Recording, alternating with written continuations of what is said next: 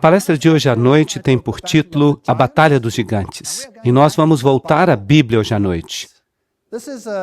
Nós vamos fazer uma exposição de Apocalipse capítulo 12, o livro de Apocalipse de João. O Apocalipse é a proteção de Deus para os enganos dos últimos dias.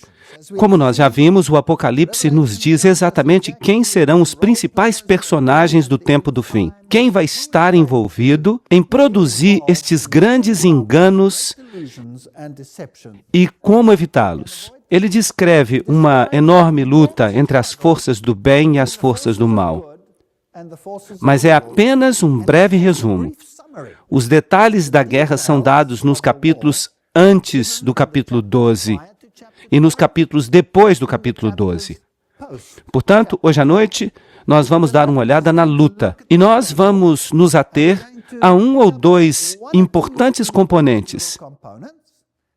E nas próximas palestras nós vamos entrar na complexidade desta questão e vamos ver quem é quem e quem é descrito. Bem, a batalha começou não apenas no Éden, mas antes mesmo disso. Só que em Gênesis 1:27 está escrito: assim Deus criou o homem à sua própria imagem, a imagem de Deus o criou. Macho e fêmea o criou. Esta é uma fantástica nova criação com a qual Deus forma seres que são macho e fêmea. E Deus disse: façamos o homem à nossa imagem. Há um plural aqui. Segundo a nossa semelhança, e que ele tenha domínio sobre os peixes do mar, e sobre as aves do ar, e sobre o gado, e sobre toda a terra, e sobre toda criatura que rasteja sobre a terra. Este é um cenário completamente novo. Completamente novo.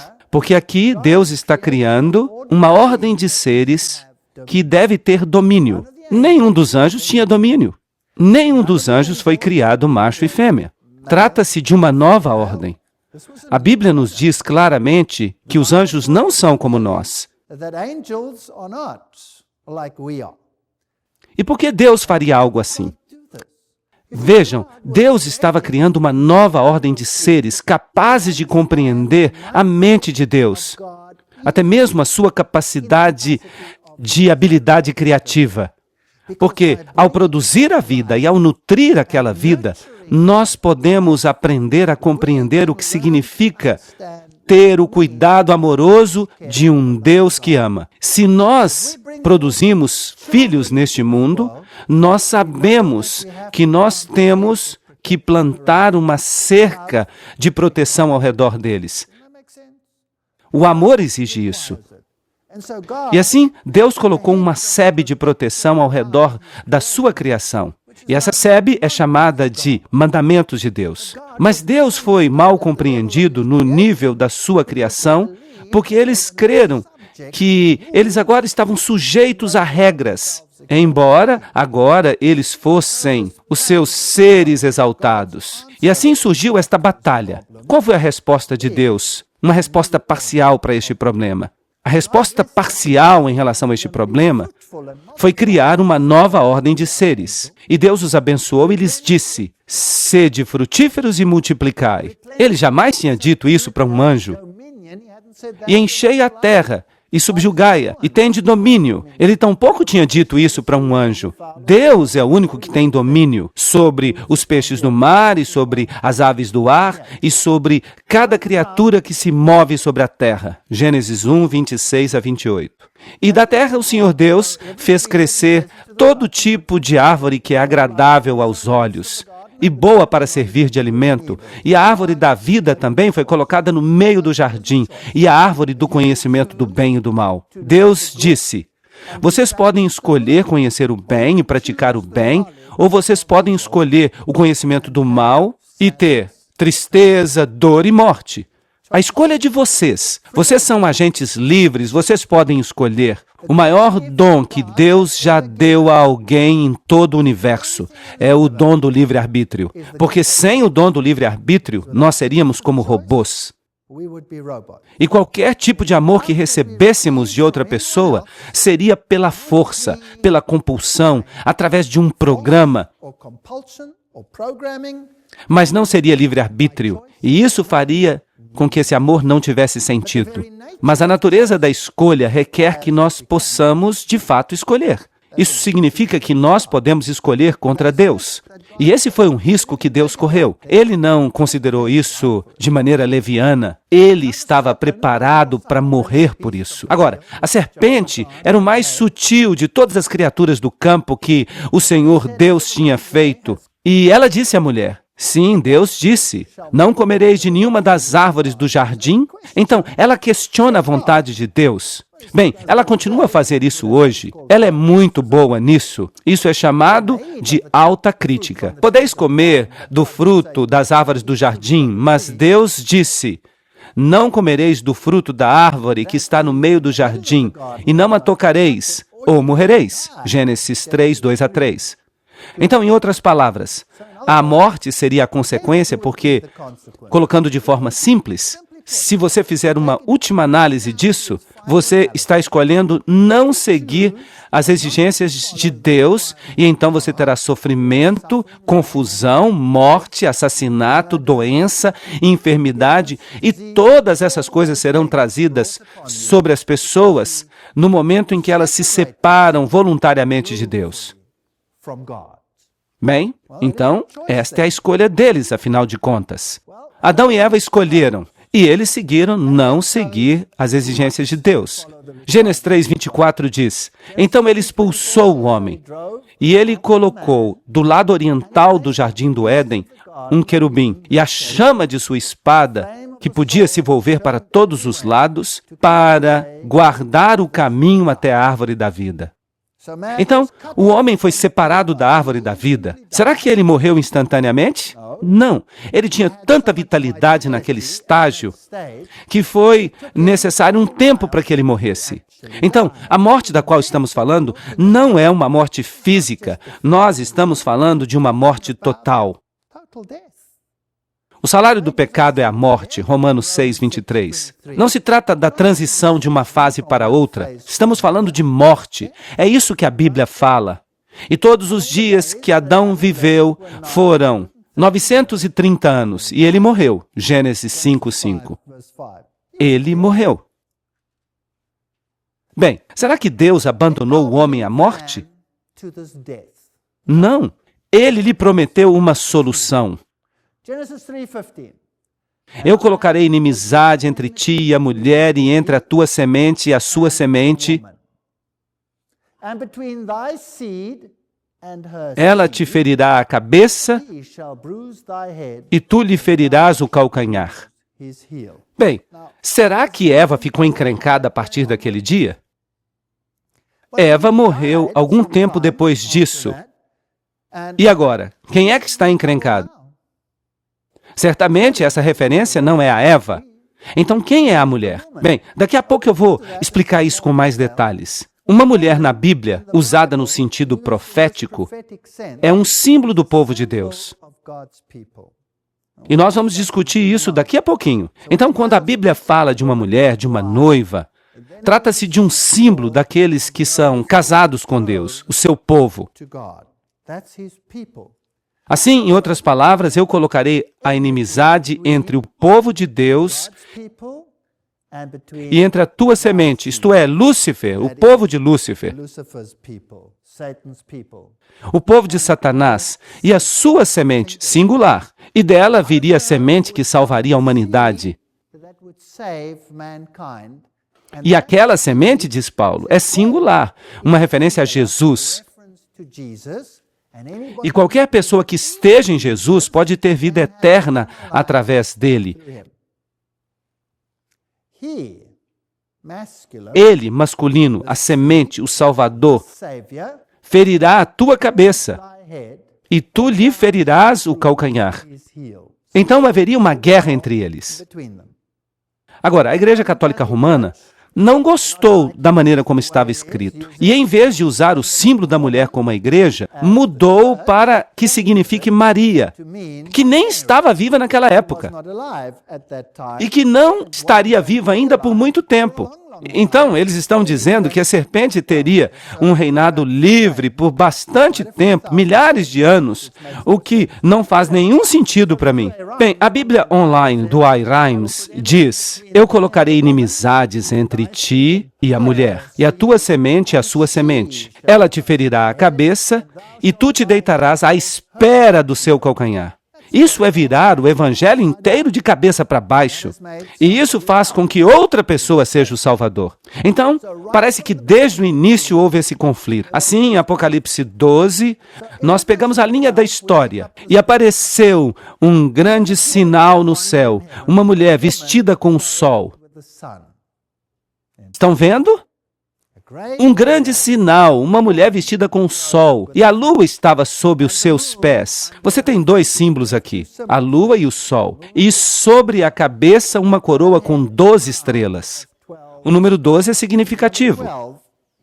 E ela estava grávida, em trabalho de parto, e estava pronta para dar à luz. Agora, o catolicismo faz disso uma frase literal e diz que Maria estava grávida.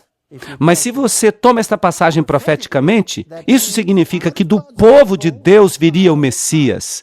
É isso que significa. E apareceu outro sinal no céu. E eis que um grande dragão vermelho, com 7 cabeças e 10 chifres, e 7 coroas sobre suas cabeças.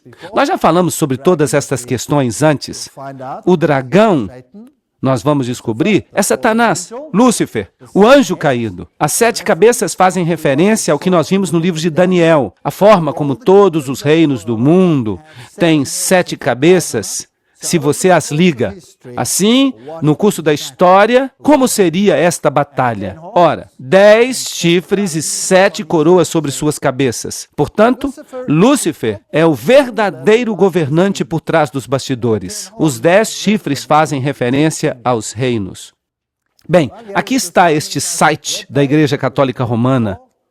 E nós já o lemos antes, mas só para que a gente tenha a perspectiva aqui. Não é surpresa que a mulher triunfe sobre o dragão vermelho, pois as Escrituras dizem isso mesmo no início. Leiam Gênesis 3,15, que declara: e eu estabelecerei uma inimizade entre ti e a mulher, entre a tua descendência e a dela. Ela vai esmagar a tua cabeça, enquanto tu te deitas em emboscada para lhe pegar o calcanhar. Então, qual é a versão que eles estão citando? Eles estão citando a versão católica romana, certo? Eles estão citando a versão que os jesuítas fizeram da Bíblia. Nem mesmo a Good News Bible, que também é deles, faz uma citação assim. É estranho que eles escolhessem esta versão, mas não é estranho. É compreensível que eles decidam usá-la para substanciar a sua teologia.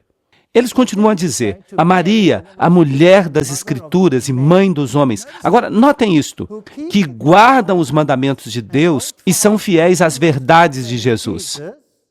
Bem, isso também é uma distorção do texto, porque não está escrito mesmo isso, mas é uma citação distorcida de Apocalipse 12, 17. Isso é interessante. Então eles aplicam Apocalipse 12, 17 às pessoas que honram Maria e que guardam os mandamentos dela. Será que é basicamente isso que está sendo dito? Bom, a igreja aplica as lindas palavras de Sabedoria 7:26. Ela, o brilho que radia da luz eterna. Ela, o espelho imaculado da majestade de Deus. Ela, a imagem fiel da sua bondade. Agora, quem de fato é a imagem expressa de seu brilho? Jesus. Aqui nós temos um conflito. Nós temos um conflito entre duas ideologias. Porque Maria é cheia de graça, Lucas 1:28. A igreja, conforme a referência que está na tela, confirmou a tradição. Notem a palavra tradição. Eles sabem que não é bíblico. A tradição que considerava Maria como sendo concebida de forma imaculada.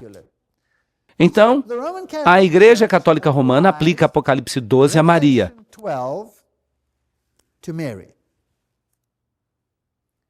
Claro, a referência é também que nós guardamos os mandamentos dela, porque essa é a batalha. O Papa pode modificar a lei divina. Prompta Biblioteca, artigo 2. E se nós olhamos os 10 mandamentos, assim como eles aparecem na Bíblia, e nós os comparamos com os 10 mandamentos dados pela Igreja Católica Romana, mesmo a sua Bíblia oficial, colocam isso de modo certo. Só no catecismo é que os mandamentos aparecem de forma errada. Os mandamentos originais dados por Deus, tu não terás outros deuses diante de mim, eu sou o Senhor teu Deus, tu não terás outros deuses diante de mim, isso é a mesma coisa. O segundo mandamento, tu não farás para ti imagem de escultura, nem qualquer semelhança de qualquer coisa que esteja no céu ou na terra, não te inclinarás diante delas, etc, etc, etc. Esse mandamento se foi, desapareceu do catecismo romano. Assim, o terceiro mandamento, tu não tomarás o nome do Senhor teu Deus em vão, se tornou para eles o segundo mandamento. Estão percebendo? Lembra-te do dia de sábado, santifica o dia de sábado, é agora o terceiro mandamento, quando antes era o quarto. E isso vai afetar todos os outros. Honra teu pai e tua mãe, etc. Não furtarás, não matarás, até o fim. Até tu não darás falso testemunho. Bem, mas eles tiraram um. Então agora eles têm que dividir o 10º em 2, que é o mandamento da cobiça, que Paulo claramente lista como um dos mandamentos. Não cobiçarás a casa do teu próximo, nem a mulher do teu próximo, nem o seu servo, nem a sua serva, nem o seu boi, nem qualquer outra coisa que pertença ao teu próximo. Agora, por favor, notem que eles tiveram que modificar a posição, porque senão não faria sentido o mandamento como um todo. Não cobiçarás a casa do teu próximo. Isso não faria nenhum sentido, certo? Então eles dividiram e eles fizeram uma inversão e tornaram isso o 9º mandamento. Não cobiçarás a mulher do teu próximo. Bem, pelo menos eles reconheceram que a esposa é mais importante do que a casa. E então eles dizem, não cobiçarás os bens do teu próximo. Então, eles acabaram dividindo isso e invertendo um pouquinho. Agora, o protestantismo na confissão de Augsburg é um pouquinho mais honesto do que isso e deixa na ordem certa. Embora assim, esse mandamento não faça nenhum sentido. E essa é uma analogia interessante. Então, um mandamento se foi e outro mandamento foi modificado. O sábado agora, aqui, não é o 7º dia, mas o 1º dia. E o 10º mandamento é dividido em 2 e nós temos 10 mandamentos de novo. Então, esta é a lei do catolicismo e aqueles que seguem Maria devem guardar esses mandamentos. E nós vamos ver em outra palestra que é um interessante cabo de guerra entre 2 senhores, o Deus dos céus e o príncipe deste mundo. Bem, vamos continuar. A Enciclopédia Católica admite isso abertamente. A Igreja, depois de mudar o dia de descanso do sábado judaico, o 7º dia da semana, para o 1º, tornou este o 3º mandamento, embora devesse ser o 4º mandamento. Então aqui eles admitem que eles devem ter removido um. De outra forma, não seria o 3º, certo? Eles admitem. E se refere ao domingo como dia a ser santificado como dia do Senhor. Mas Jesus diz em Mateus 5,17, não cuideis que eu vim destruir a lei e os profetas. Eu não vim destruir, mas cumprir. Viver a lei, demonstrar a lei. Então ele continua dizendo, nem um tio, nem um jota, nem um tio será revogado da lei até que esta se cumpra, até que o céu e a terra passem. Nenhum jota, nenhum tio passará da lei. Então, de acordo com a Bíblia, a lei permanece para sempre. Mas o catolicismo romano diz, não, nós estamos acima da Bíblia, nós podemos mudar a lei. Apocalipse 12:4 diz, e a sua cauda, está falando da cauda da serpente, arrastou a 3ª parte das estrelas do céu. E se você observa o paralelismo hebraico na Bíblia, Você vai descobrir que as estrelas, em seu sentido profético, representam anjos. Então nós podemos dizer que Satanás arrastou 1/3 dos anjos com ele e os lançou à terra. E o dragão se levantou diante da mulher que estava pronta para dar à luz, a fim de devorar o seu filho assim que ele nascesse. Do povo de Deus viria o Messias, e Satanás estava observando os tempos de cumprimento que são dados no livro de Daniel, precisamente. E ele estava observando e esperando o parto desta criança, e então esta criança tinha que nascer, e ele queria destruí-la no mesmo instante. E ela deu à luz uma criança do sexo masculino que deveria governar todas as nações com um cetro de ferro, e o seu filho foi levado até Deus e o seu trono. Em um verso você tem o nascimento do Messias, e você tem a ressurreição, e você tem a ascensão ao céu. Tudo em um único verso. Mas você pode ver que se trata de um verso bem masculino, embora o catolicismo tente imitar isso. E eles colocam então a ascensão de Maria ao céu. E ela também morre, mas é despertada e tem uma ascensão ao céu. Então tudo é uma contrafação. E a mulher fugiu para o deserto, onde ela encontrou um lugar preparado por Deus para que eles a pudessem alimentar ali durante 1260 dias. Se se trata de Maria, nós temos um problema, certo? Se isto é Maria, nós temos um problema. Porque como Maria pode cumprir a profecia de fugir para o deserto por 1260 dias, profeticamente falando? Mas vamos continuar. E houve guerra no céu. Há aqui uma quebra na ordem. Deus está explicando o que aconteceu. Por que há esta batalha nesta terra? E ele diz, e houve guerra no céu. Miguel e seus anjos lutaram contra o dragão, e o dragão lutou, e também os seus anjos. Então, houve uma guerra no céu. Já. Apocalipse 12:8 diz, mas não prevaleceu. Então o dragão não prevaleceu, nem achou mais lugar no céu. Assim, 1/3 dos anjos se rebelou contra o governo de Deus. Deve ter havido uma batalha pelas mentes dos anjos, e eu posso imaginar que Satanás operou com toda a sua astúcia e engano, e eu posso imaginar que Satanás operou com toda a astúcia e engano que você possa imaginar.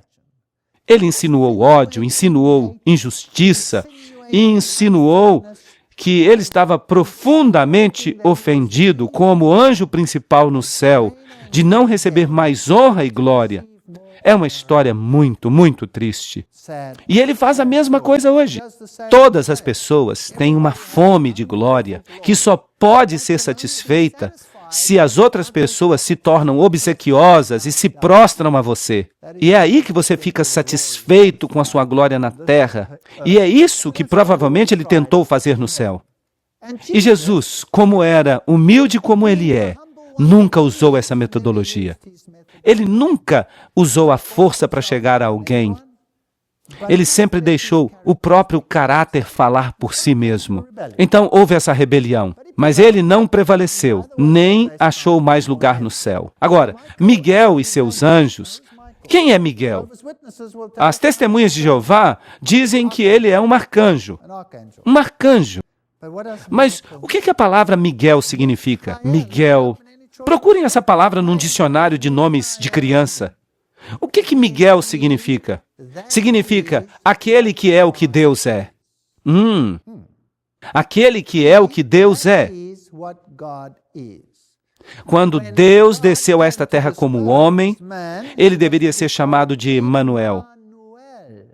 Deus conosco.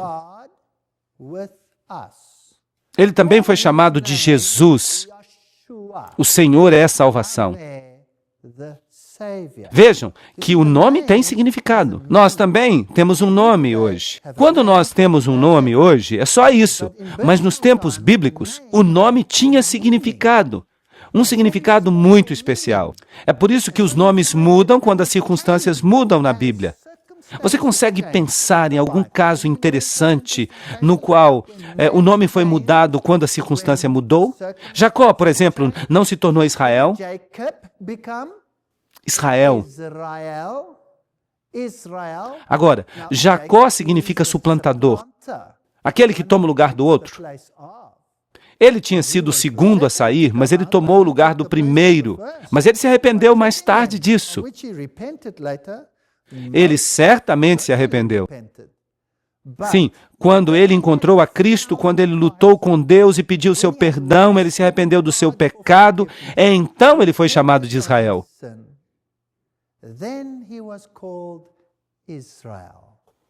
Aquele que lutou com Deus e venceu. Percebem? O nome mudou porque as circunstâncias mudaram. Agora, Miguel significa aquele que é o que Deus é. Vamos dar uma olhada.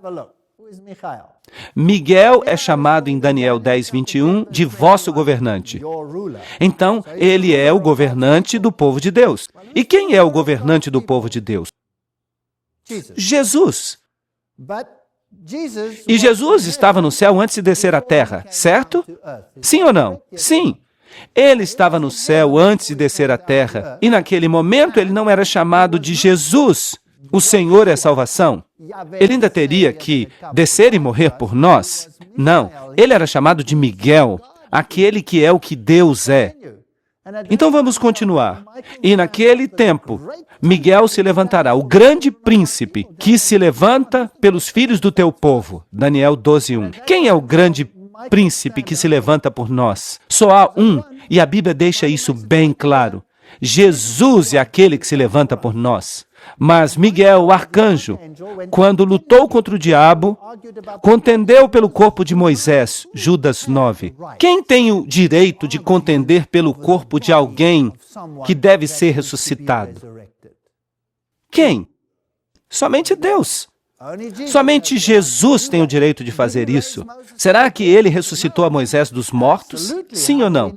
Claro que sim. Como nós sabemos disso? Porque Moisés apareceu a ele no Monte da Transfiguração. E como sabemos disso? Bem, aqui estava ele ressuscitado.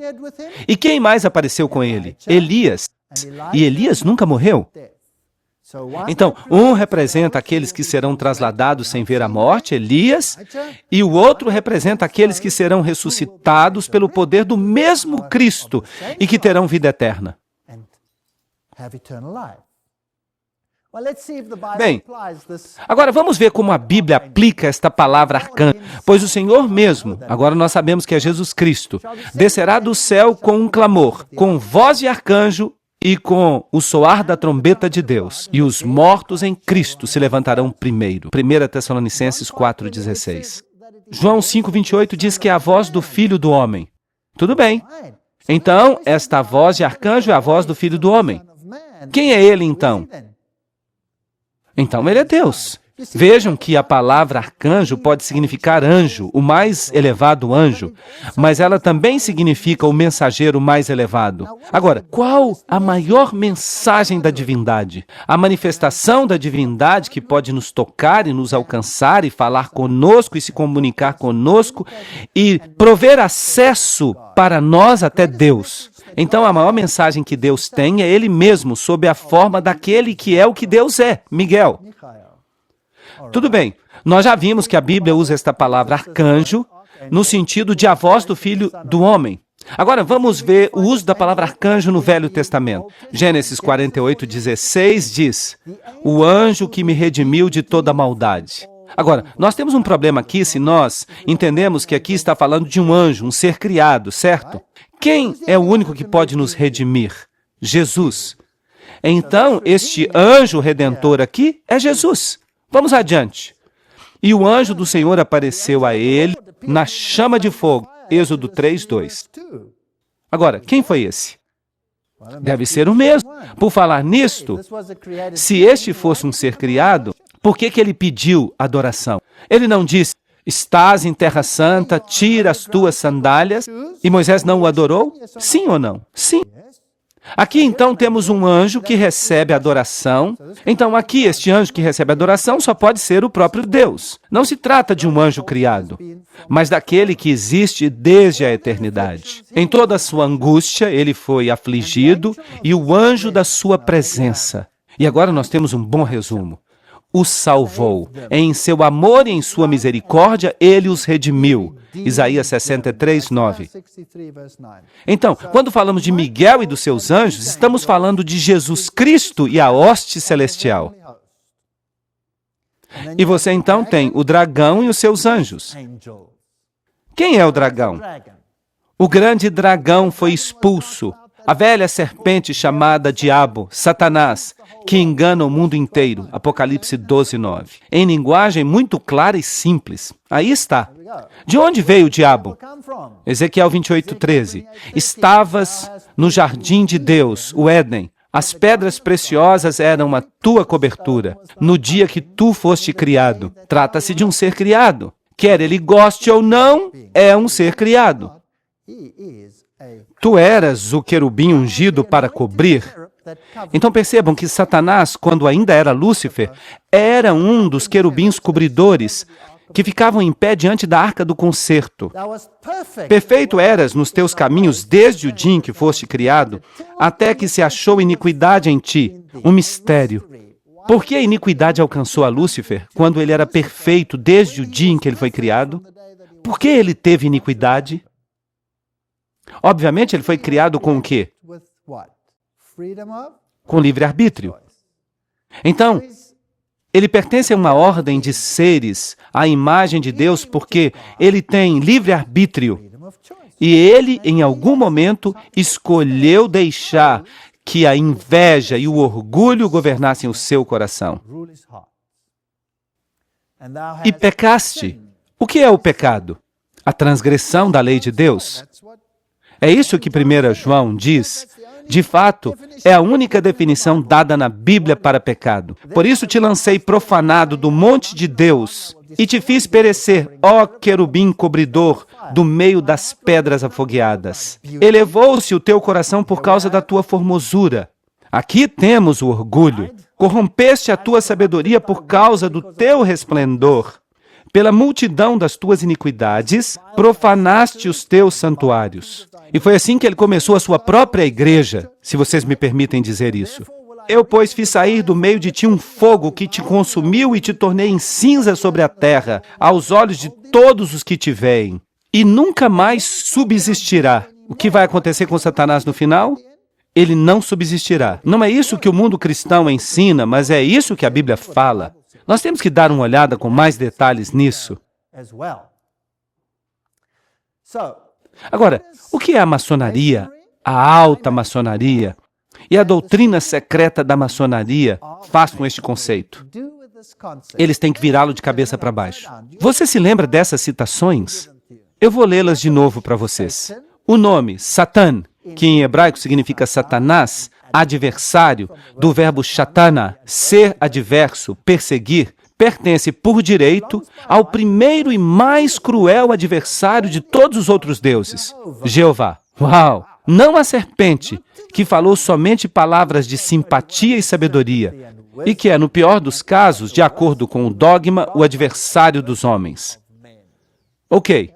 Doutrina Secreta, página 388. E percebam que eu possuo esses livros. Eu estou falando de coisas genuínas, eu não estou falando de boatos. Bem, então o que o ensinamento do círculo interior dos jesuítas fez à doutrina de Deus como alguém que cuida e ama e nos salva? O que ele fez com esta doutrina? Ele a virou de cabeça para baixo. Vejam, eles dizem que Deus queria impedir que nós conhecêssemos alguma coisa. Sim, Deus queria impedir que nós conhecêssemos algo. Ele queria impedir que nós conhecêssemos o mal. Porque ele não queria que jamais uma mãe chorasse na sepultura do seu filho ou da sua filha mortos. E ele nunca pretendeu que houvesse neste planeta a angústia que agora existe. Seria tão bom se nós nunca tivéssemos conhecido o mal. Mas, infelizmente, nós convivemos hoje com o mal. Então, eles viram tudo de cabeça para baixo. Agora, o mocinho é a serpente e o vilão é Deus. A doutrina secreta, página 390. Portanto, Jeová foi chamado pelos gnósticos de criador da serpente, Satanás ou do mal. E o mesmo que Ofiomorfos. Tudo bem. Então, tudo é virado de cabeça para baixo pela maçonaria. E no círculo interior da Igreja Católica Romana, lembram-se? Que foi formado e criado pela Ordem dos Jesuítas. E nós temos toda uma palestra sobre isso, o segredo por trás das sociedades secretas. Lembram-se disso? Na Doutrina Secreta, página 480, a explicação esotérica pode, contudo, trazer alguma ordem a essa confusão. Porque a Bíblia agora diz o oposto exato disso. Então vamos olhar de uma perspectiva esotérica, diz Blavatsky, na qual Jeová se torna Saturno e Miguel e seu exército. Isso não é interessante? Eles também creem que Jeová é Miguel. Satanás e os anjos rebeldes, por causa das tentativas indiscretas daqueles zelotes fanáticos que querem ver em cada pagão um diabo. Ok, interessante. Isso vai ficar ainda mais claro. Doutrina Secreta, página 508. Miguel sendo simplesmente o próprio Jeová, um dos espíritos subordinados no máximo. Ok. Então nós estamos olhando a esta história e nós vemos Miguel, aquele que é o que Deus é, e seus anjos, combatendo contra o dragão, que foi lançado a esta terra, a serpente. Mas eles viram isso de cabeça para baixo e dizem, não, o vilão é Jeová. Mas ainda assim, eles têm a liberdade de admitir, e aí está a coisa mais estranha, que é o mocinho que desceu à terra agora. Então eles estão admitindo que ele levou uma surra lá em cima e foi lançado aqui para baixo. Bem, Doutrina Secreta, página 71. O diabo é agora chamado de trevas pela igreja, mas na Bíblia ele é chamado de o Filho de Deus, a estrela brilhante da manhã, Lúcifer. E há toda uma filosofia de artimanha dogmática na razão porque o primeiro arcanjo que nasceu das profundezas do caos foi chamado Lux, Lúcifer, o filho luminoso da manhã, ou a aurora humano-vantárica. Ele foi transformado pela igreja em Lúcifer, ou Satanás, porque ele é mais elevado e mais antigo do que Jeová, e ele teve que ser sacrificado ao novo dogma. Eles estão mordendo aqui. Apocalipse 12, 7 a 9. E o dragão foi lançado por terra, aquela velha serpente chamada Diabo e Satanás, que engana o mundo inteiro. Ele foi lançado à terra e seus anjos foram lançados com ele. É isso que a Bíblia diz. E você precisa escolher se você quer acreditar em um ou no outro. A Bíblia diz, ele foi lançado fora. E mesmo o círculo interior da maçonaria crê que aquele que governa este mundo foi lançado fora. Mas eles dizem que ele vai recuperar o poder. Mas não é isso que a Bíblia diz. Apocalipse 12, 10 a 11. E eu ouvi uma voz alta no céu, dizendo, agora veio a salvação, e a força, e o reino de nosso Deus, e o poder do seu Cristo, pois o acusador dos nossos irmãos foi lançado fora, que os acusava diante de Deus dia e noite. Então, a Bíblia diz que o diabo está aqui embaixo, que ele não é o mocinho. E eles o venceram pelo sangue do Cordeiro e pela palavra do seu testemunho, e eles não amaram suas próprias vidas até a morte. Então aqui Jesus veio a esta terra. Ele morreu por nós, ele demonstrou a nós que Deus é amor. Não há maior evidência do que esta. Deus é amor. Você pode crer na mentira deles, ou você pode crer nesta verdade. Apocalipse 12, 12 diz, portanto, alegrai-vos céus e vós que habitais nos céus. Trata-se da hoste angélica, porque eles também devem ter tido um longo tempo de sofrimento. Esta guerra tem estado acontecendo por algum tempo já. Ai dos habitantes da terra e do mar, isto é, os povos, as nações, pois o diabo desceu a vós, cheio de grande fúria, porque ele sabe que lhe resta pouco tempo. E é por isso que Deus vai limitar este tempo. Ele vai fazer com que esta experiência com o pecado seja diminuída. Então, quando nós olhamos os versos que abrem o capítulo 12 de Apocalipse, apareceu um grande sinal no céu, uma mulher vestida com sol. Esta é a igreja de Deus. com o poder de Jesus Cristo por trás dela, e a lua sob os pés. Esta é a lei, o equipamento de combate, a luz menor, que reflete a luz maior, e sobre ela uma coroa de 12 estrelas.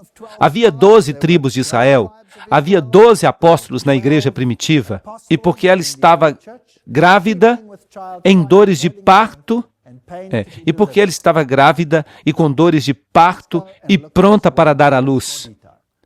Agora, vamos e olhemos esta mulher em mais detalhes. Malaquias 4:2 diz: Mas para vós que temeis o meu nome, há de se levantar o sol da justiça, com cura em suas asas. Assim Jesus é chamado de sol. Agora, Lúcifer pega o símbolo do sol, que é aplicado a Jesus Cristo, e o aplica a si mesmo. Ele pega todos os créditos. Ele vira todo o evangelho de cabeça para baixo. A sua semente durará para sempre, e o seu trono será como o sol diante de mim. Salmo 89:36. Assim, o sol é usado como símbolo de Jesus, e Satanás pega este símbolo e o aplica ao seu próprio culto no final. Salmo 89:37. E será estabelecido para sempre como a lua e como a fiel testemunha no céu. Uma testemunha de quê? O que a lua faz para que nós a vejamos? Ela reflete a luz do sol. Assim, a fiel testemunha, a lua sob o seu pé, está refletindo a glória de Jesus Cristo ao mundo. São o seu povo. Somente o seu povo pode fazer isso, porque Jesus não tem que refletir a sua própria glória. Ele é a sua própria glória. Então, o povo de Deus é que tem que fazer isso. 1 Pedro 2:9. Mas sois uma geração escolhida, um sacerdócio real, nação santa, povo peculiar. É isso que devemos ser. Jeremias 6:2 deixa isso ainda mais claro. Eu comparei a filha de Sião a uma mulher linda e delicada. Aqui está a comparação. O povo de Deus é comparado a uma linda mulher, Sião. Não foram? Vamos nos certificar. Isaías 51:16. Dizei a Sião, tu és o meu povo. Aqui temos um paralelismo. O povo de Deus foi comparado a uma mulher linda e delicada. Isaías 54:5. Pois o teu Criador é o teu marido, o Senhor dos Exércitos é o seu nome, e o teu Redentor, o Santo de Israel. Deus de toda a terra será ele chamado, pois o Senhor te chamou como a mulher abandonada e triste em seu espírito, e a esposa da juventude, quando tu foste recusada, diz o teu Deus. Será que estamos falando de Maria ou do povo de Deus? É claro que estamos falando do povo de Deus. Oséias 2:19. E eu te desposarei para todo sempre. Sim, eu te desposarei em justiça e em juízo, e em amor terno e em misericórdias. Eu te desposarei em fidelidade, e tu conhecerás o Senhor. Então nós nos casamos com Jesus Cristo. O casamento é um símbolo do relacionamento entre Cristo e o seu povo. É triste que os casamentos nem sempre reflitam esse relacionamento, mas deveriam refletir. Deveriam. Maridos, amai vossas esposas como o Senhor ama a sua igreja. O meu Deus nunca me forçou a fazer nada, Ele nunca pisou na minha garganta para me obrigar a fazer alguma coisa. Ele me criou como um agente livre para escolher. Se você quer me escolher, muito bem. Se você quer escolher o outro, também está bem, mas eu vou chorar. É isso que ele diz.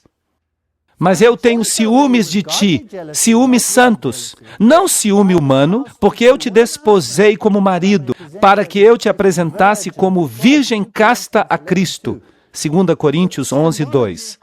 O simbolismo aí é fascinante.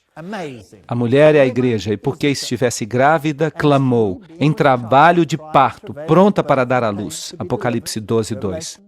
E ela deu à luz um filho do sexo masculino, que deveria governar todas as nações, com um cetro de ferro. E o seu filho foi levado a Deus e até o seu trono. Então, do povo de Deus viria o Messias. João 4:22. Adorais o que não conheceis. Jesus diz à mulher no poço.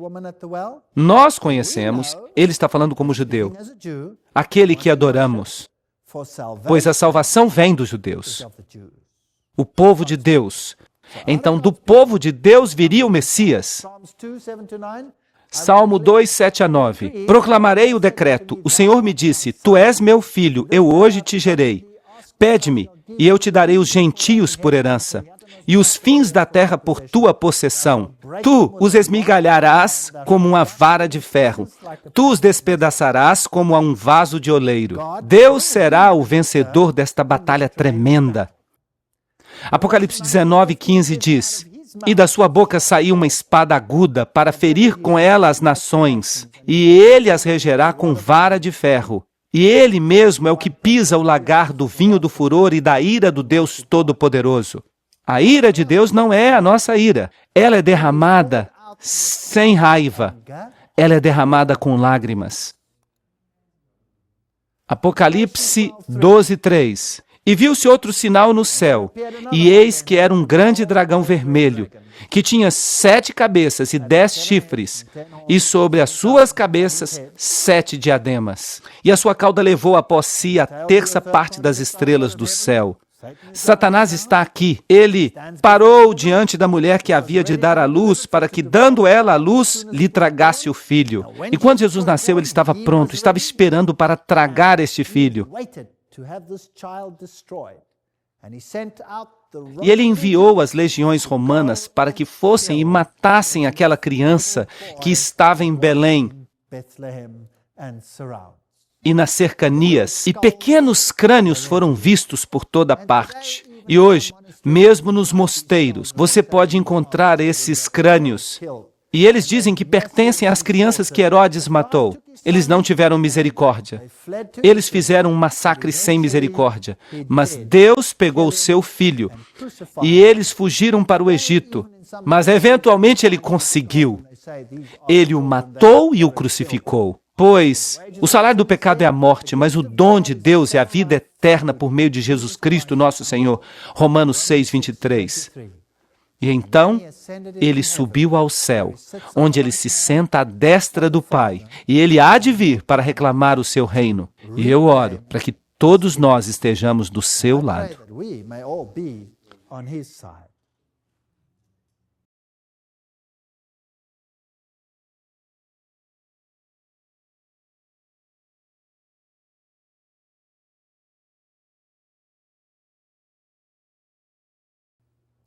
Agora vejamos o lado do adversário. Hebreus 2,14. Uma vez que os filhos são carne e sangue, ele também partilhou de sua humanidade, para que por sua morte ele pudesse destruir aquele que tem o poder da morte, isto é, o diabo. Então o diabo pensava que o tinha derrotado. Mas a maior derrota aparente se tornou a maior vitória de todos os tempos. Assim, a igreja do Velho Testamento foi orientada e protegida por Deus, de modo que ela pudesse proclamar e dar lugar ao Messias. Apocalipse 12, 13. E o dragão perseguiu a mulher que tinha dado à luz a criança. Agora, será que esta é Maria? O que o dragão fez depois que o Senhor foi levado ao céu? O que ele fez? Ele perseguiu o povo de Deus. Então o dragão, Satanás, agora vai atrás daqueles que professam a Jesus Cristo. Apocalipse 12, 6. E a mulher fugiu para o deserto. Trata-se de um lugar com pouca gente, não um lugar com muitas nações. É um deserto, um lugar seco, oculto, solitário, onde ela tinha um lugar preparado por Deus, para que eles a pudessem alimentar por 1260 dias. Apocalipse 12, 6. Agora, nós já ouvimos isso antes. Agora, vamos dar uma olhada no paralelismo hebraico aqui. 1260 dias. Se nós formos até Apocalipse 12, 14, nós temos o mesmo simbolismo. E a mulher, vejam, aí está a mulher. Foram dadas 2 asas de uma grande águia, para que ela pudesse fugir ao deserto, até o seu lugar, onde ela é alimentada por um tempo, e tempos e metade de um tempo. Então, nós temos dois tempos mencionados aqui. 1260 dias e tempos e metade de um. Mas é o mesmo simbolismo. Temos a mulher, temos o deserto e temos tempo. O que isso nos diz? Trata-se do mesmo período de tempo. Profeticamente, é o mesmo período. E eu te dei um dia por um ano, Ezequiel 4:6. Então, isso significa 1260 dias proféticos, ou seja, 1260 anos literais. E nós temos esses períodos de tempo também em Daniel 7:25. Um tempo, tempos e a metade de um tempo. Daniel 12:7. Tempo, tempos e metade de um tempo. 3 anos e meio profético. 3,5 vezes 360 igual a 1260. 42 meses. 42 meses proféticos. 30 dias por mês. Esse era o número de dias no mês hebraico. 30 vezes 42, 1260. Tempo, tempos e metade de um tempo. 42 meses. 1, 2, 3, 4, 5, 6, 7. 7 vezes. 7 é o número da perfeição. Este poder ocupa o lugar de Deus. Por isso temos 7 vezes. Agora, nós já falamos disso. O período de 1260 dias, quando nós lidamos com Apocalipse capítulo 11. Por isso eu não vou falar desse aspecto em detalhes. Basta dizer que o sistema papal oficialmente começou o seu governo em 538 e foi oficialmente terminado em 1798, numa aparente ferida quando o Papa foi levado cativo e Napoleão declarou que o governo do papado tinha acabado. Claro, a Bíblia diz que a ferida seria curada e que, mais uma vez, esse poder se qualificaria como besta e que o mundo inteiro seguiria. Mas durante esse período de 1260 dias, de 548 a 1798, o papado incansavelmente perseguiu o povo de Deus que estava espalhado e que se ocultava no deserto. Números 1, 51 a 53, o tabernáculo foi erigido no meio do povo. E João 1,14 diz que Jesus estava no meio do seu povo. O tabernáculo é o caminho da salvação. Jesus é a porta, Jesus é o sacrifício. Jesus é aquele que te lava, Jesus é a luz do mundo, o intercessor, o pão da vida. Aquele que nos protege das consequências da lei. Esta é a história do tabernáculo. Ele nos cobre com a sua justiça. Tudo representa a Jesus Cristo. A igreja no deserto e o tabernáculo no deserto. São paralelos lindos entre o Antigo e o Novo Testamento. Então, o objetivo de Satanás era atacar a igreja de Deus. Ele estava furioso. Ele não tinha derrotado a Jesus Cristo. Jesus Cristo tinha ressuscitado dos mortos. Ele sabia que a sua batalha estava perdida e por isso ele estava furioso. E quem seria a sua espada? Apocalipse 17. Eu vi uma mulher sentada numa besta escarlate cheia de nomes de blasfêmia. Nós já falamos sobre isso em detalhes. E sobre a sua fronte estava escrito o nome, mistério, Babilônia a Grande, a mãe das prostitutas e abominações da terra. Apocalipse 17, 5. O mistério, Babilônia a Grande. A cidade de Babilônia teve a sua origem quando Deus confundiu as línguas na Torre de Babel. O termo Babilônia em Apocalipse representa confusão religiosa.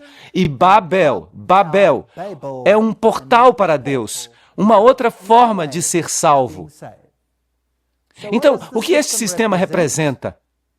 Em primeiro lugar, representa a autoridade do homem. Em segundo lugar, a palavra do homem. Eles mudaram a palavra de Deus. Agora são eles que ditam as normas. As obras do homem. Como ser salvo por suas próprias obras. A lei do homem. Eles mudaram a lei. Transformaram-na em direitos humanos e as tradições do homem. Bem, Deus diz que nós precisamos escolher. Em 1 Reis 18, 21 temos: E Elias veio até todo o povo e disse: Por quanto tempo cocheareis entre duas opiniões? Se o Senhor é Deus, seguiu. Mas se Baal, então seguiu. Há uma escolha aqui? Sim, nós temos a liberdade de escolha, graças a Deus. Então, esta tendência para adotar um paganismo pela metade já estava desenvolvida desde o início. E os homens justos tentaram conter essa maré, mas a apostasia chegou até que a igreja, com exceção de um pequeno remanescente, foi submersa na superstição pagã. As Duas Babilônias, página 93. E assim o paganismo entrou na igreja, mascarado de cristianismo. Nós já estudamos o simbolismo. A meia-lua, a lua com a foice, a estrela, simbolizando o nascimento do Messias, que capacitaria as pessoas a se tornarem deuses e a viverem para sempre. Eles tinham o mesmo sistema na Mesopotâmia, também no Egito, onde eles tinham até a trindade, Ísis, Horus e Sete. Os gnósticos viraram o evangelho de cabeça para baixo. Transformaram a Deus e a Jesus Cristo no diabo. O sol se tornou a fonte de vida física, a serpente a fonte da vida espiritual. E Esculápio se tornou a serpente doadora de vida, o Deus serpente. E em todas as esferas, ele era o grande curandeiro. Assim, na medicina, na farmácia. A farmácia significa bruxaria. É a mesma palavra. A palavra para bruxaria é farmácia. Ele se tornaria o curandeiro. Então nós temos o mistério da iniquidade, 2 Tessalonicenses 2:7. E o mistério, Babilônia, a grande, Apocalipse 17:5. Trata-se, portanto, de outro sistema de salvação.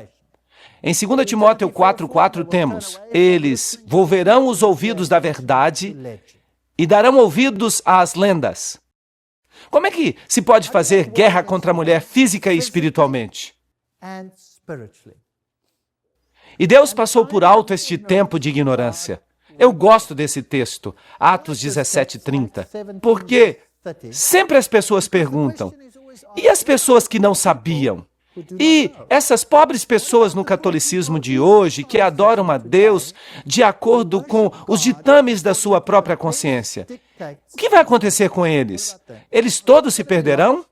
Não, Deus passou por alto o tempo da ignorância. Deus fechou o olho. Ele os julga de acordo com a luz que eles tiveram e de acordo com sua habilidade de fazer o que é certo nas circunstâncias do seu conhecimento. Deus é um Deus justo, eu gosto disso. Mas aquele que sabe que deveria fazer o bem e não faz, ele comete pecado, Tiago 4:17. Opa! Aí está o outro lado. Em outras palavras, se você sabe o que é o certo e o que é errado, e você não o pratica, o que vai acontecer então? Então isso se torna pecado para você. E você se torna responsável. Bem, isso significa que Constantino, foi ele que escreveu as primeiras leis contrárias às leis de Deus, e todos aqueles que não estavam desejosos, no princípio do cristianismo, de obedecer, mas eles o venceram pelo sangue do Cordeiro e pela palavra do seu testemunho. E eles não preferiram a vida à morte. Apocalipse 12:11. Então, estas pessoas perseguidas sofreram este ataque tremendo do dragão. De modo que o cristianismo primitivo era baseado total e completamente na palavra de Deus.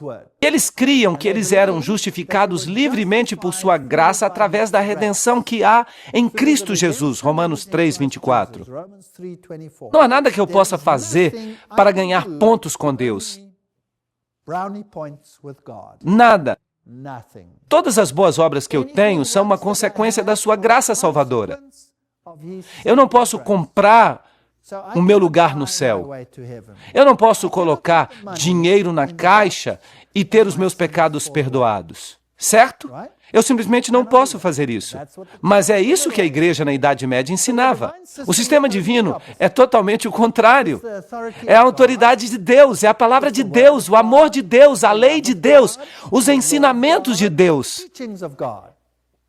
Agora, o que Robert Schuller fala sobre isso? Ele diz, não, nós entendemos errado. Devemos nos mover para longe desta ideia de que a religião tem a Deus por base. O que ela deveria ser? Ela deveria ter o homem por base. Nós, então, não voltamos para o sistema de Babilônia, sim ou não? Ele está ensinando a religião de Babilônia. Isso tudo é parte de Babilônia. E o seu ensinamento é também. Então, dois sistemas bem diferentes de religião colidem. E a mulher se vestia com púrpura e escarlate, e se ataviava com ouro e pedras preciosas e pérolas. E tinha uma taça de ouro na sua mão, cheia das abominações e da imundície de sua fornicação. Temos uma palestra inteira sobre isso. Eu não vou repetir, mas é isso que significa este sistema. Apocalipse 17, 1 a 2. Vinde, e eu vos mostrarei o juízo da grande prostituta que se senta sobre muitas águas, com quem os reis da terra. E infelizmente nós vimos isso, quando nós fizemos aquela palestra sobre as Nações Unidas e a nova ordem mundial. Cometeram fornicação, e os habitantes da terra beberam do vinho da sua fornicação. E o mundo inteiro crê nessas doutrinas estranhas que não são sequer bíblicas. O cristianismo se tornou popular, e daí? Bem, ele se tornou a religião da maioria, e agora ele é tão pagão quanto eles eram antes. O erro e a corrupção entrou na igreja como um dilúvio. O Apocalipse previu que milhares seriam enganados com falsos ensinamentos da antiga Babilônia que entrariam na igreja. Por quê?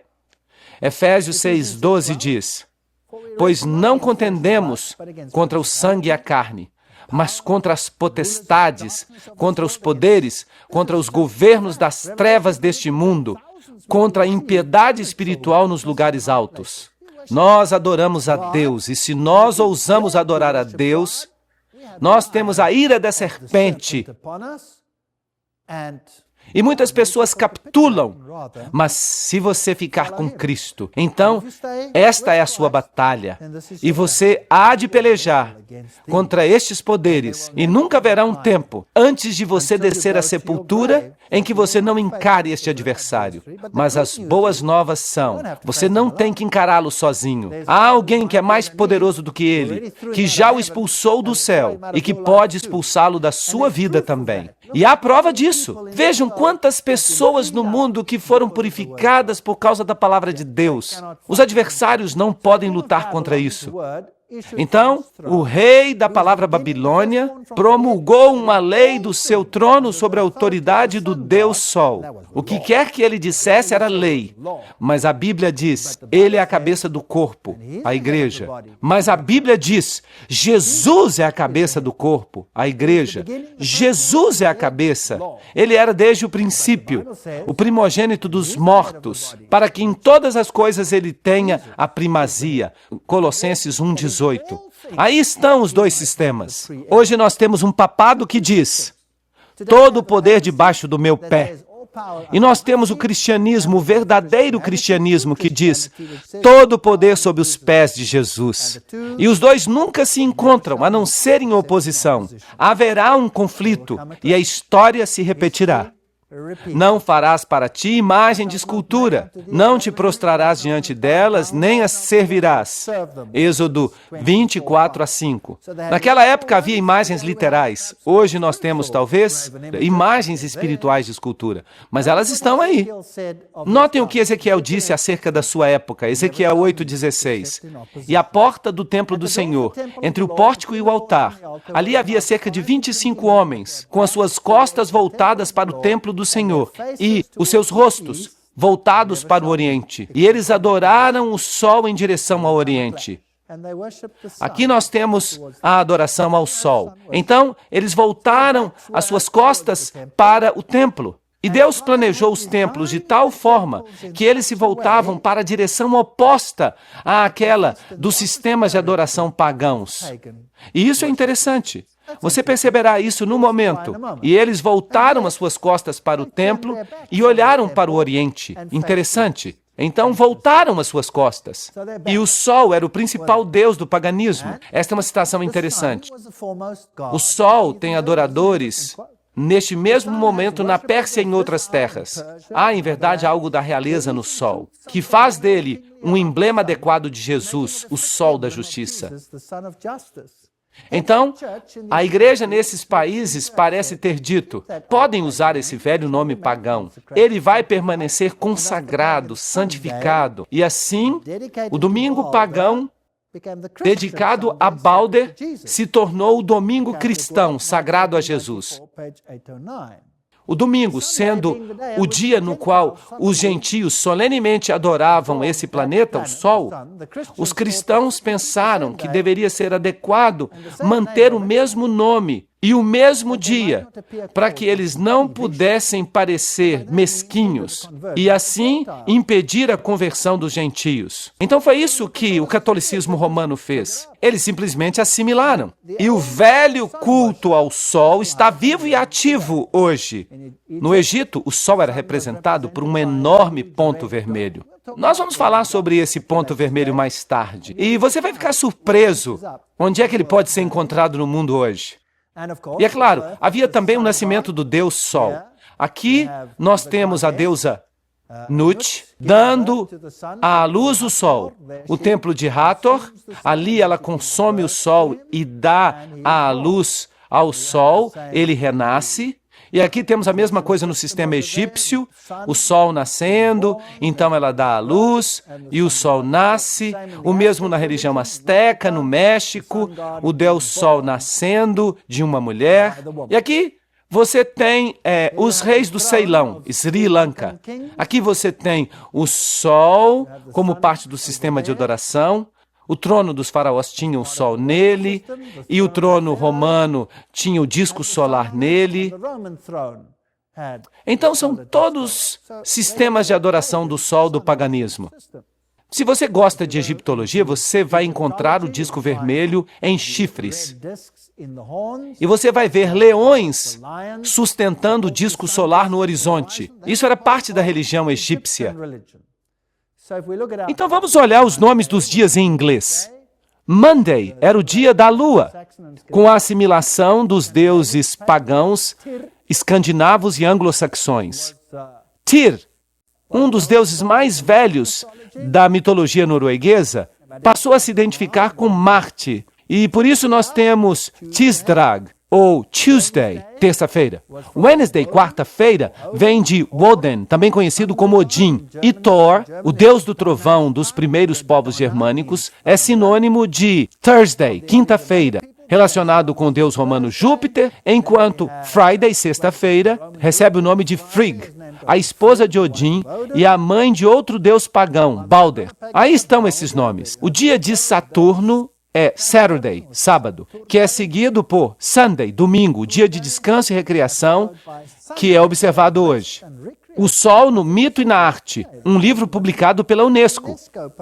Então, eles estão nos dizendo que todo o nosso sistema, toda a nossa cultura, tem por base a adoração pagã do Sol. Vejam o Giovannini, ele tinha o Sol bem ali e os símbolos que o papado usa hoje, e os símbolos maçônicos, vão além daquilo que pode ser mencionado. Há toda uma palestra em outra série que é chamada O Vinho de Babilônia. Se você quiser ver todo o simbolismo no catolicismo que lida com a adoração do Sol. Isis, Horus, Set, o emblema da ordem jesuíta significa Isis, Horus, Set, a trindade egípcia. E você percebe todos esses símbolos na basílica. Muito fascinante. As cruzes aqui, os símbolos dos pássaros, os símbolos de todas as divindades na adoração pagã do Sol. E este aqui é muito interessante. Este é o deus Sol Hélio, numa tumba pagã descoberta em 1574, sob a Basílica de São Pedro. Vejam vocês que o Vaticano foi construído num local onde havia um templo pagão. De fato, toda a catedral do mundo é construída no local de um templo pagão, onde isso é possível. E aqui há alguns critérios que precisam ser satisfeitos. Os templos são também construídos, sempre que possível, voltados para o Oriente, que é, claro, o oposto do que a Bíblia diz que deve ser. E se você entra na Praça do Vaticano, você tem o maior disco solar do mundo, o disco dentro do disco, imitando o trono de Deus, que é uma roda dentro de uma roda. Trata-se de uma roda com 8 aros. É chamado de disco solar. E basicamente diz, este é o trono de Deus. Aqui está o símbolo de Shamash, e você vê duas cruzes, uma com um traço e uma com a linha ondulada. A ondulação representa o lado feminino. O traço pontudo representa o lado masculino. Aqui está o símbolo de Shamash, e, claro, Shamash era a divindade equivalente a Pan. Pan era o deus da floresta, companheiro de Diana. Bem, se você der uma olhada no seu departamento de florestas, dê uma olhada no seu símbolo, o seu próprio departamento. Eu vi hoje no escritório deles. Este é o símbolo de Shamash. Muito interessante. Significa que as florestas são sagradas hoje porque Pan está lá. E aqui está outro símbolo, um selo cilíndrico da Pérsia. Aqui você tem o símbolo de Zoroastro, e ele é usado hoje até em lugares como Bombaim. Naquele lugar, o sacerdócio de Zoroastro ainda está vivo. Esse é o sistema de adoração. A chama é o símbolo do Deus em Bombaim. Aqui está os sacerdotes trabalhando com a chama, símbolos de Shamash. Símbolos da adoração do sol que você encontrará no budismo, você encontrará no islamismo, você encontrará no sistema yin-yang, o conhecimento do bem e do mal, macho e fêmea. Você o encontra em todas as partes. Vishnu, Zoroastro, outros símbolos que você encontra nas catedrais católicas romanas, no chão, por toda parte. Aí nós temos a adoração pagã do sol em seu auge. Você encontra em Chanuk com as suas 1, 2, 4, 5, 6, 7, 8, 9 lâmpadas. Eu fiquei impressionado quando eu estava em Israel e eu vi grandes cartazes com a menorá, com 9 candelabros. E eu pensei, o que aconteceu aqui? O paganismo está chegando até os muros de Israel. Se você vai ao hinduísmo, o elefante, o número 1, o primeiro, aqui estão os símbolos dele. A Alda se senta nos elefantes, decorados com motivos solares. Os elefantes no hinduísmo, Aleph significa o primeiro, o número 1. E 1 é um símbolo de Lúcifer. Nas religiões antigas, Oro era representado como uma ave de rapina. E se você observa as religiões indígenas do mundo, é dessa maneira que elas também representam essa divindade.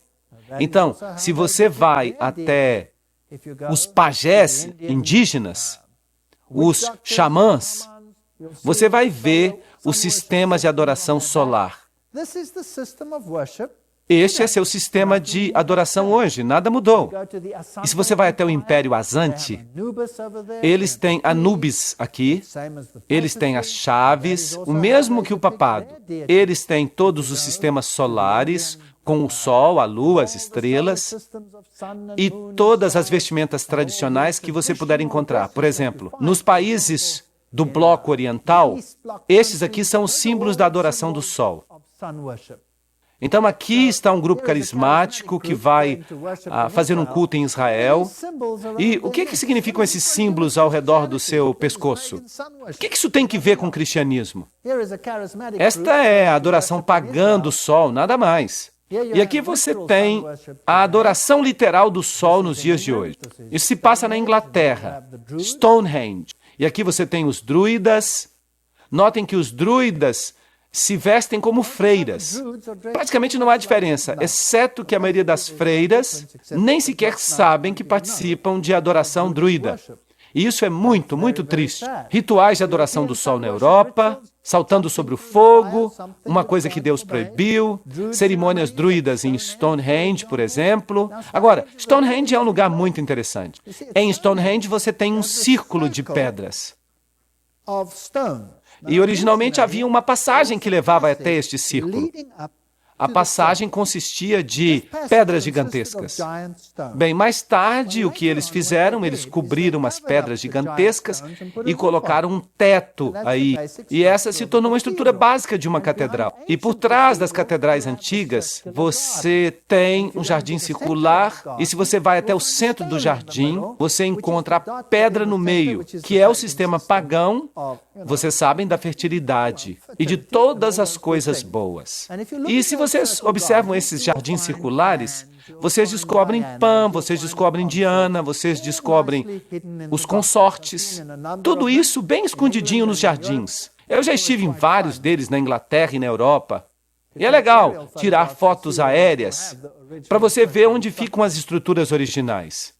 Então hoje, quando você vai a uma catedral, você tem esta longa passagem e você tem o círculo, pelo menos como uma janela, que é conhecida como janela solar, e as pilastras gigantes que separam as câmeras laterais representam a mesma coisa que as pedras de Stonehenge. É também interessante que os grandes lugares de adoração do Sol hoje em dia, eles se localizam no que a gente poderia chamar de linhas. Então, se você pega uma linha e estica essa linha de Stonehenge, ela passaria por Paris, por Roma, pelas pirâmides, por Meca, tudo numa linha reta. Todos os principais lugares de adoração do Sol. É uma história fascinante.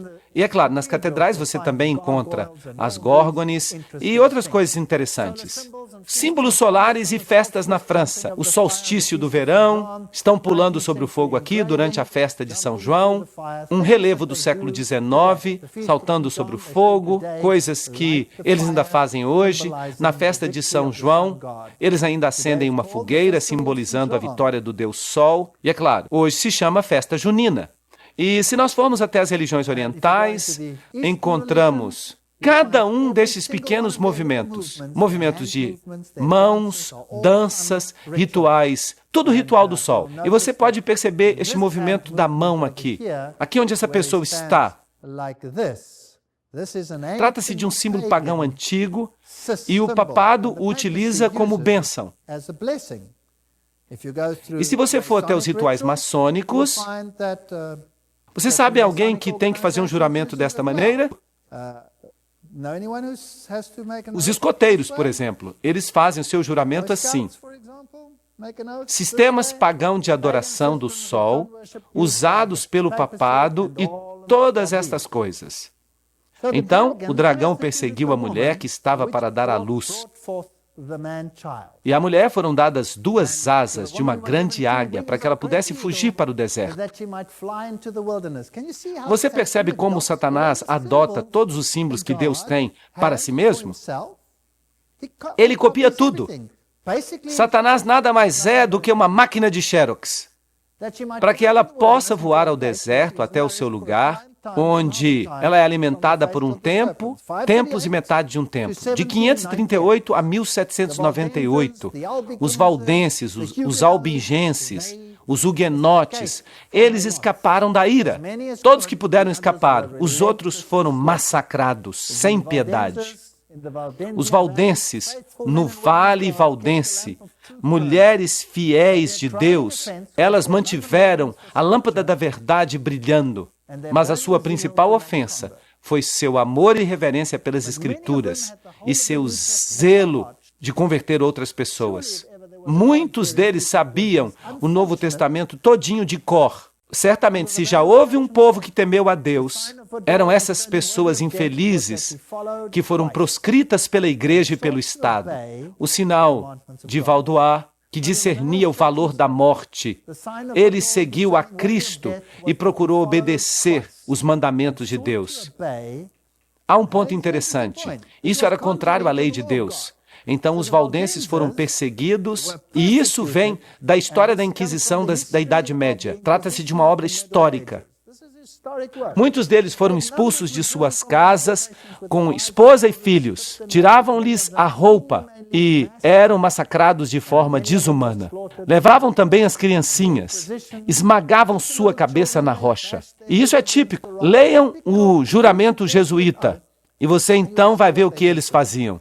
Levavam-nos para cavernas e acendiam fogos e os queimavam vivos. Eram, de fato, muito cruéis, muito cruéis.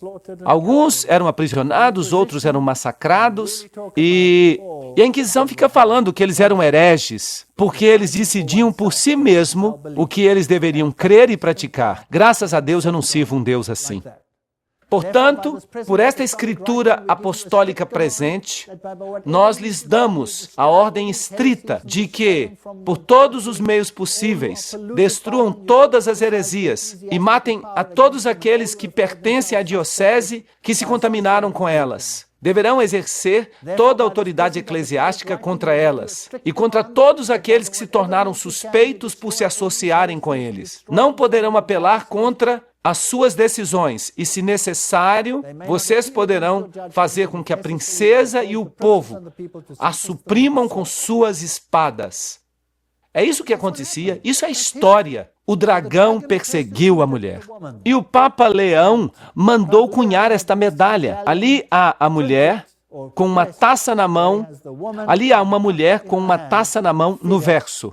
E hoje há alguns remanescentes nos vales valdenses de como essas pessoas viveram, do que elas faziam em lugares bem isolados. E a igreja orgulhosamente exibe a Loyola, o fundador dos jesuítas, matando a oposição. Os dois que estão à base da sua espada são Lutero e Calvino. João Hus, ele foi um dos primeiros arautos. A princípio, eles não deixaram que ele celebrasse a missa, só permitiram que ele falasse. E isso foi uma bênção. E deste mesmo púlpito, tudo que ele podia fazer era pregar a palavra de Deus. Maravilhoso! Então toda a liturgia foi abandonada e a palavra de Deus se tornou perfeita. E ele chamou o papado de Babilônia, o rei de Babilônia. Esta foi a sua primeira igreja. Ali contra a parede, ele tinha uma figura do Papa cavalgando um grande cavalo. E então ele tinha uma outra figura de Jesus cavalgando um burrinho. E ele pergunta, quem é mais poderoso? O servo ou o mestre? Perguntas interessantes. Bem, ele morreu na estaca porque ele foi traído. E aqui eles enforcavam os corpos daqueles que os refutavam. Estes são os monumentos huguenotes. Nós já falamos sobre isso. Então, o monumento de Martinho Lutero, Melanchthon, este era bem destemido, o outro era bastante gentil. Às vezes precisamos de gente como Pedro, às vezes precisamos de gente como João. Martinho Lutero, John Wycliffe, João Knox, Tyndale, Calvino, todos grandes pregadores. E a serpente vomitou da sua boca água como um dilúvio após a mulher. Então, o que ela usou? Ela usou as nações do mundo para perseguir. Ela usou especialmente a França. A França vai ter que prestar contas um dia, começando com Clovis, até a época dos huguenotes, perseguindo os albigenses, a noite de Bartolomeu, o massacre dos huguenotes franceses. Ela vai ter que prestar contas, as guerras francesas, contas de todas essas coisas. Mas a terra, os lugares desocupados, abriu a sua boca e tragou a torrente que o dragão lançara da sua boca. Apocalipse 12, 15 a 16. Apocalipse 17:15 declara, e ele me disse, as águas que tu viste, nas quais se senta a prostituta, são povos e multidões e nações e línguas. Nós não temos que adivinhar. As nações foram enviadas para perseguir o povo de Deus, mas a terra, onde não há água, abriu-se e eles correram. Eles vieram para os Estados Unidos. Eles estão bem aqui neste país, vivendo hoje, os descendentes dessas pessoas destemidas. Eles foram para a África, eles começaram uma nova vida. E o seu símbolo representa a liberdade, mas infelizmente, com uma mordida nele. É um símbolo maçônico. E o dragão se irou contra a mulher e foi fazer guerra contra o restante da sua semente. Esta mulher fugiu para o deserto durante 1.260 dias. Isso nos traz até a data de 1798. Ela foge para os lugares solitários do Novo Mundo, que acaba sendo povoado. E o protestantismo toma conta do Novo Mundo. E do protestantismo, um novo remanescente se levanta. E o dragão se irou contra a mulher, a igreja. e fez guerra contra o remanescente da sua semente. Agora, quem são eles? Bem, aqui está um atributo que guardam os mandamentos de Deus e tem o testemunho de Jesus Cristo. Aí está a chave. E nós temos que descobrir da Bíblia quem eles são. Eu gostaria de saber quem é o remanescente que faz com que o dragão se ire, que guarda os mandamentos de Deus e tem o testemunho de Jesus. O que isso significa? Bem, Daniel diz: e naquele tempo se levantará Miguel, o grande príncipe, se levanta pelos filhos do teu povo, e haverá um tempo de angústia, como nunca houve, desde que houve nação, até esta época. E naquele tempo o teu povo será libertado. Todos aqueles que se acharem inscritos no livro. Uau! Nós estamos vivendo na época do fim. A mulher do deserto acabou. O dragão está agora irado com o remanescente da sua semente. Aqueles que guardam os mandamentos de Deus e têm o testemunho de Jesus. Mas Miguel se levantará antes que eles sejam destruídos. Eu te destruirei, ó querubim cobridor. Portanto, eu trarei um fogo diante de ti, e ele te devorará, e eu espalharei as tuas cinzas sobre a terra.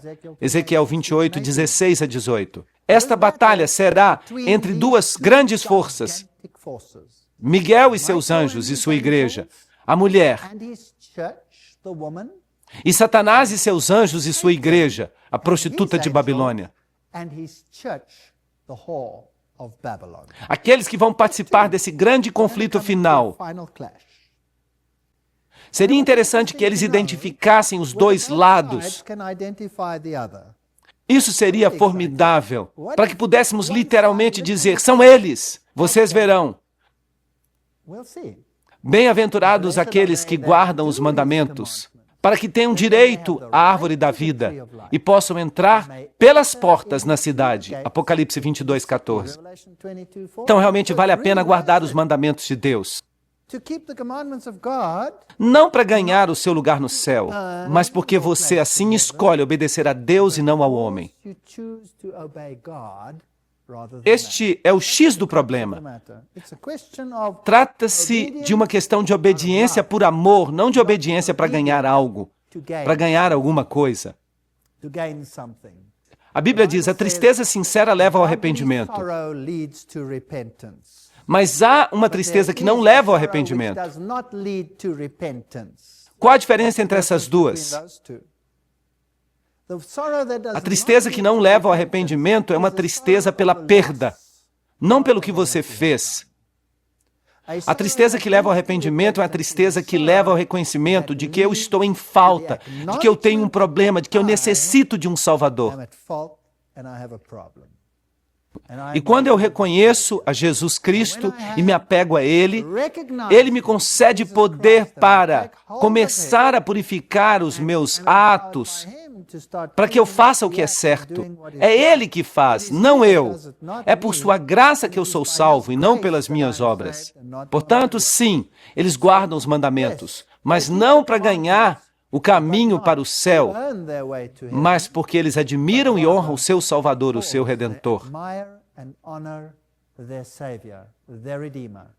Dois sistemas em guerra, um dragão e uma mulher de branco. Quais são os atributos? Eles guardam os mandamentos de Deus e têm o testemunho de Jesus. Efésios 4, 4 a 5 diz: há só um corpo e um só espírito. Assim como fostes chamados para uma única esperança quando fostes chamados. Um só Senhor, uma só fé, um só batismo. Será que são milhares de religiões que nos levam para o céu ou uma só? Uma e apenas. E hoje à noite nós vamos tomar a decisão de que lado vamos estar, de um lado ou do outro. E é claro, você saberá mais detalhes antes que você possa compreender de forma plena a relevância dessa poderosa batalha entre os dois sistemas ideológicos. Um diz: obedecerás ao homem. O outro diz: obedecerás a Deus. E esses dois sistemas estão em conflito. Na palestra de amanhã à noite, nós vamos apresentar uma tabela. Vamos deixar a Bíblia falar. Nós vamos direto ao coração do problema. E vocês vão ver, nas palestras subsequentes, exatamente quem está fazendo guerra contra quem. Qual será o resultado final e qual vai ser a intervenção de Deus. Na Bíblia, nós vamos estudar esses capítulos fantásticos. Apocalipse 10, Apocalipse 14, 12 e 13. Nós já estudamos. Agora nós vamos para os capítulos finais, a restauração de todas as coisas. Não percam, porque nós vamos dar a resposta final. Sem ela, você só vai saber o que é ruim, mas você não vai saber qual é a solução para o problema. Então, Deus os abençoe e os guarde enquanto vocês meditam nessas coisas.